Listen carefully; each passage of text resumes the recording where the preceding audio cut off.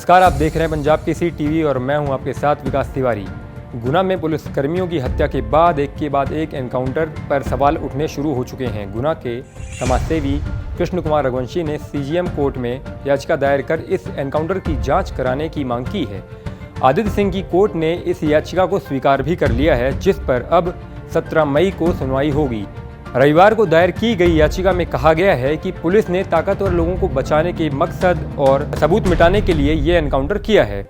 याचिका में लिखा है कि बिना किसी जांच पड़ताल, बिना गिरफ्तारी के एनकाउंटर बताकर 3 लोगों की हत्या की गई है, जबकि कानून के मुताबिक किसी भी घटना में अगर कोई व्यक्ति शामिल है तो उसे गिरफ्तार कर 24 घंटे में मजिस्ट्रेट के सामने पेश करना होता है। गुना में हुए इस हत्याकांड के मामले में सुप्रीम कोर्ट की गाइडलाइन का भी पालन नहीं किया गया है। ये मामला ठीक 2 साल पहले हुए कानपुर के विकास दुबे कांड की तरह होता जा रहा है। उज्जैन में गिरफ्तारी के बाद जब कानपुर ले जाया जा रहा था तो उस वक्त विकास दुबे का एनकाउंटर कर दिया गया था, जिस पर इस एनकाउंटर पर सवाल खड़े हुए थे। ठीक ऐसा ही अब गुना में पुलिसकर्मियों की हत्या के बाद हो रहा है। हत्याकांड के दौरान सबसे पहले मुठभेड़ में नौशाद खान को मारा गया, उसके बाद शहजाद का एनकाउंटर किया गया।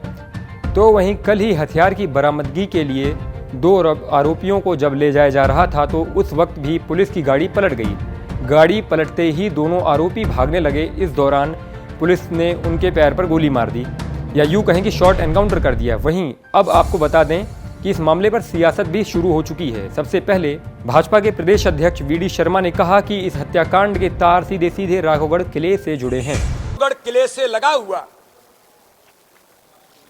मैं पूछना चाहता हूं कि बुधौलिया गांव के जो लोग हैं वो किसके संरक्षण में राघवगढ़ किले के साथ जुड़े हैं?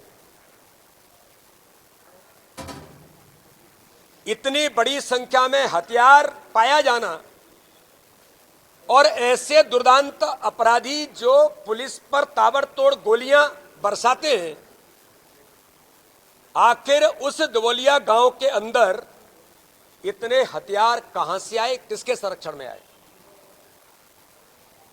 और मैं तो कहना चाहता हूं राघवगढ़ किले के और उस क्षेत्र के दिग्विजय सिंह इस बात का जवाब दें कि उनका इन अपराधियों के साथ, इन दुर्दांत आरोपियों के साथ क्या संबंध है। स्थानीय लोगों का आरोप है, जो जहां तक मुझे सूचनाएं मिली हैं, राघवगढ़ के स्थानीय लोगों का यह मानना है, उनका आरोप है कि राघवगढ़ किले से दिग्विजय सिंह से जुड़े हुए लोग, जिनकी आदत इस प्रकार की आज से नहीं, लगातार इस काम को वो करते आए हैं, इनके संरक्षण में उनको हमेशा से इस प्रकार का संरक्षण मिला है। इसलिए इस बात की भी जांच होनी चाहिए कि दिग्विजय सिंह जी का इन आरोपियों के साथ क्या संबंध है।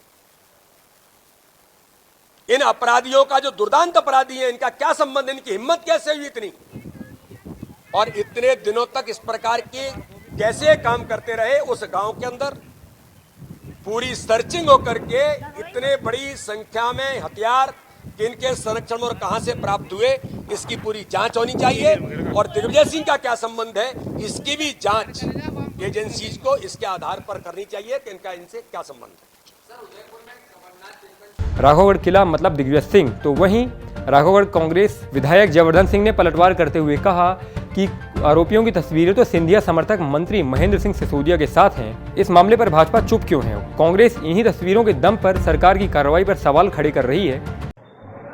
बहुत अफसोस की बात है कि जब एक घटना के बाद जब चर्चा हो रही थी तो उन्होंने ऐसे घटना के बीच में भी राजनीति करने का प्रयास किया। उन्होंने कहा कि जो लोग मारे गए एनकाउंटर में उनके तार जुड़े हुए हैं राघवगढ़ किले से, लेकिन जब सच्चाई सामने आई, कांग्रेस ने फोटो सहित प्रमाण दिए हैं कि जो लोग मारे गए एनकाउंटर में, जो शिकारी आरोपी हैं, उनकी तार नहीं जुड़ी हुई है राघवगढ़ किले से, बल्कि उनकी तार सीधी भाजपा से जुड़ी हुई है। उनके जो जिले के उपाध्यक्ष हैं, उनके साथ 3 अलग अलग फ़ोटो सामने आई हैं अलग अलग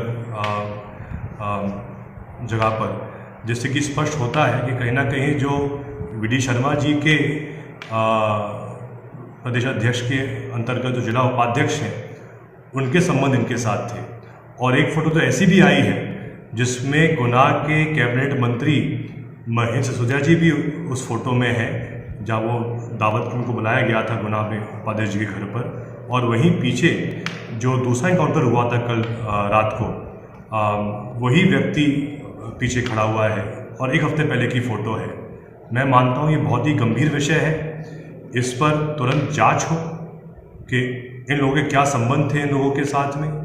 और जो हम मांग कर रहे हैं, मैं तो लगातार मांग कर रहा हूँ, और अब तो कुछ जो पुराने भाजपा के लोग हैं वो भी जो मैंने मांग किए हैं उसका समर्थन कर रहे हैं कि जो भी इसमें आरोपी हैं, जो इसमें जिन्होंने ये बहुत ही गलत अपराध किया है, इनके कॉल डिटेल सामने आने चाहिए हैं, पब्लिक किए जाए कि इनके संपर्क किन किन के साथ में थे, उससे पूरी बात स्पष्ट हो जाएगी।